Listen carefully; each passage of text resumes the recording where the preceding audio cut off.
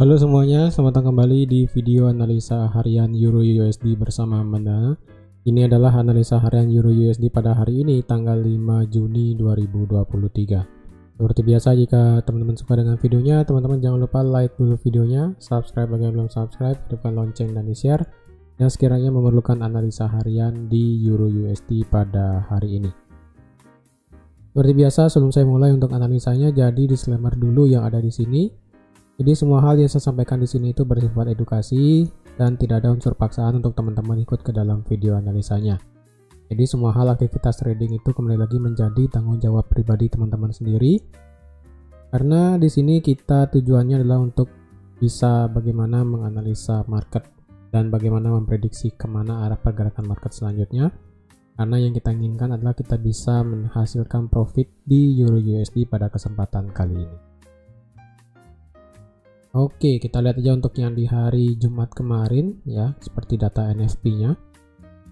Untuk lebih detailnya sebenarnya data NFP kemarin itu sudah saya terangkan di analisa gold ya. Jadi kalau teman-teman mau lihat silahkan lihat dulu analisa goldnya tentang NFP, nanti baru balik ke sini lagi. Jadi untuk hasil NFP kemarin yang dimana itu adalah reaksinya terlalu berlebihan gitu kan ya, yang dimana harga itu membuat penurunan cukup signifikan ke bawah dan harga juga merespek area supply sekarang yang kemarin itu di harga 7.700 sampai di 7.955. Kalau diturunkan ya mungkin di 7.900 ya, saya pakai angka genap aja, dari 7.700 sampai di 7.900. Dari 7.700 sampai ke 7.900 ini merupakan area supply kita kemarin, yang dimana kemarin sudah dibawa ke bawah ya, ditarik ke bawah akibat data NFP kemarin.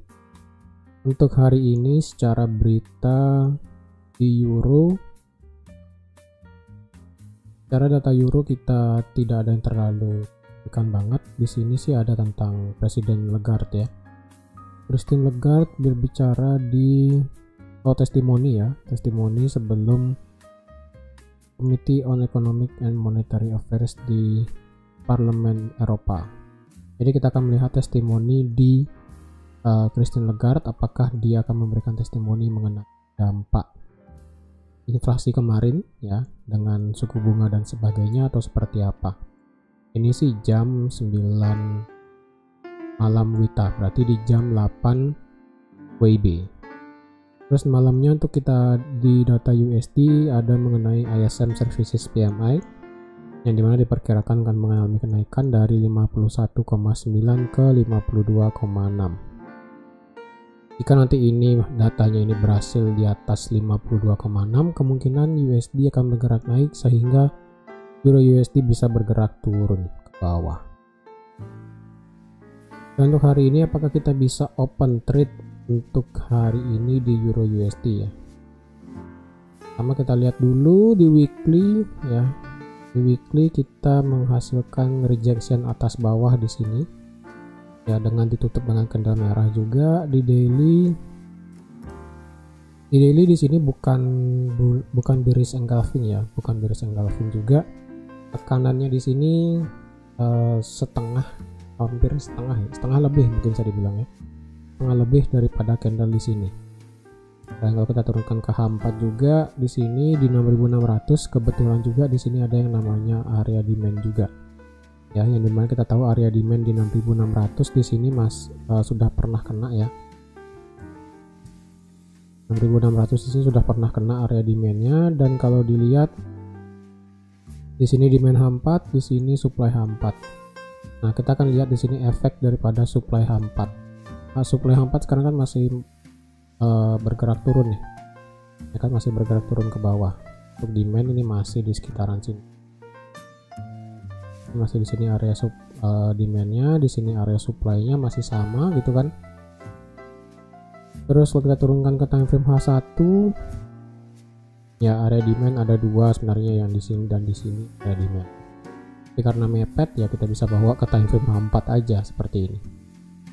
Kalau teman-teman ingin ambil posisi buy di Euro USD Memang sih saat ini pergerakannya masih uptrend ya kan, uptrend. Dan kalau dilihat penurunannya ini memang kemarin sudah break trend line ya kan. Kalau teman-teman lihat di sini, trend line ini juga sudah di break ya kan. Ini trend line yang ini, nah kan trend line sudah di break, dan kemungkinan trend line di sini akan mengalami retest ya. Retest sebelum dia bergerak naik. Jadi otomatis di sini kita punya satu area retest trend line dan juga ada area demand ya mepet ya.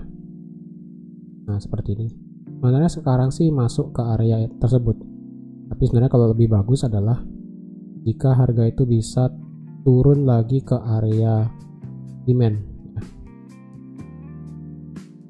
Maka di sini kita bisa menganggap ini konfirmasi sebagai area sebagai bullish engulfing untuk kita buy. Sebenarnya bisa, tapi ini bukan buy untuk di area demand. Ini harganya belum kena area demand nih sebenarnya. Kalau kita lihat di M30 yang ya nggak kena juga. Jadi otomatis kita akan tunggu harga itu balik ke bawah selama harga itu tidak turun melewati trend line di bawah ya. Jadi jika harga itu turun tapi dia diem di bawah trend line yang ini, yang merah-merah di sini, maka area segitiga ini tidak akan valid. Jika seperti ini, maka kemungkinan dia bisa bergerak turun lebih jauh ke bawah, dan area segitiga ini tidak akan valid. Tapi jika malah dia turun ya, turun sampai sini, pas meretest daripada area trendline dan masuk juga ke dalam area zona demand H4 ya, seperti ini. Dan jika terjadi konfirmasi, nah di sini teman-teman nanti bisa ambil posisi buy dengan target maksimal itu saat ini adalah di angka 7100. Kalau dilihat kita bisa pakai area ini dulu ya, 7100 kita bisa jadikan patokan untuk ambil posisi buy nanti. Kalau teman-teman yang ingin ambil buy posisi di sini, TP-nya itu di 7100.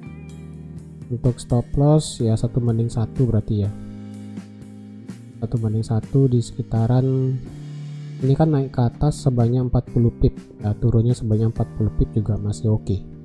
Seperti itu. Ataupun teman-teman mau lebih pendek lagi stop lossnya di bawah ini lagi sedikit ya, itu di angka 6345 stop lossnya di sana.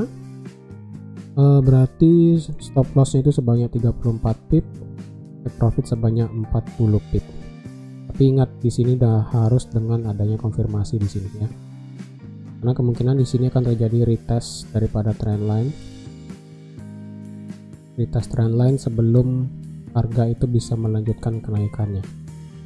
Sekarang sih harganya masih berusaha untuk turun ya, jadi kita biarkan harga itu turun sampai ke area zona demand H4 ya, zona demand H4 dan juga meretest daripada trendline.